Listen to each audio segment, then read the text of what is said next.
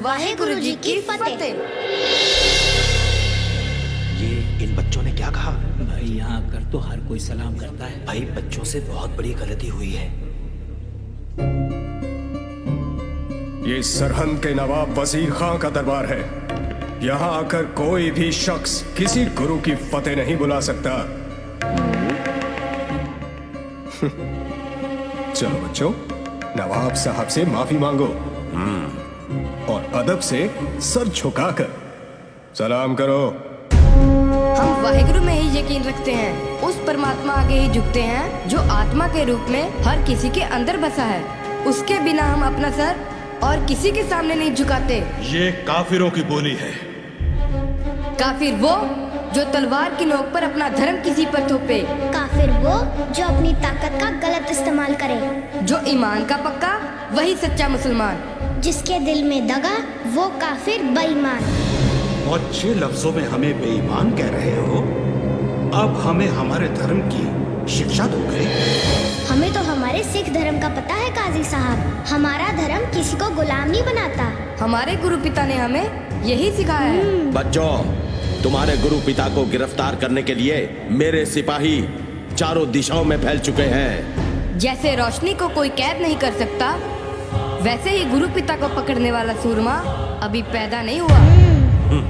वो चमक है उनके चेहरे पर कि लोग अपनी मर्जी से उनको झुककर सलाम करते हैं। अगर आपका भी कभी उनसे सामना हो गया तो आपका सर भी अपने आप उनके आगे झुक जाएगा। क्या हुआ खान साहब? गुरु पिता के दर्शन हुए लगते हैं। खामोश!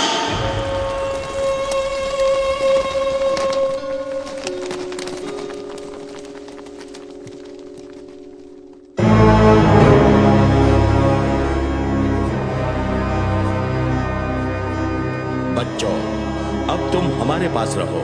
मैं वादा करता हूं कि तुम्हारी हर जरूरत पूरी की जाएगी। वैसे भी अब तुम जाओगे कहां?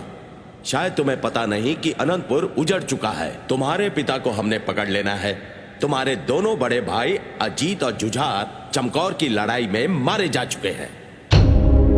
आपका क्या यकीन करना, आपकी तो नीयत ही ठीक नहीं है खान साहब। बिना किसी जुर्म हमें बुर्ज में कैद किया हुआ है। हाँ साहब बिल्कुल ठीक कह रहे हैं बच्चों, इनका धर्म कबूल करो, नहीं तो अपने भाइयों की तरह मारे जाओगे।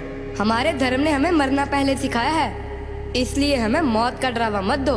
बच्चों, मौत की नहीं जिंदगी की बात करो। तुम जो चाहोगे वही मिलेगा।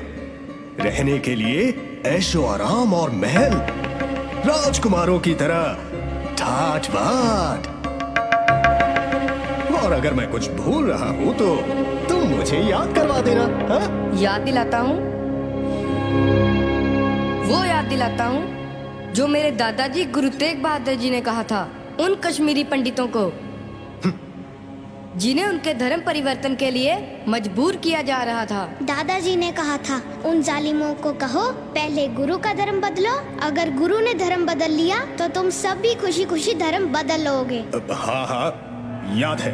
तो फिर जिनके दादाजी ने किसी का धर्म बचाने के लिए अपना शीश दे दिया, आप उनके पोतों को अपना धर्म कबूल करने के लिए कह रहे हो? सोच लो, कहीं कोई गलती तो नहीं कर रहे।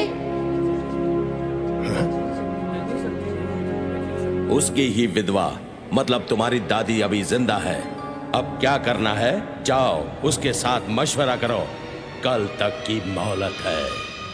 वाहेगुरु जी का खालसा, वाहेगुरु जी की फतेह। ये तो बड़े बड़ों को चुप करा देंगे। ये बच्चे हैं या अफलातून?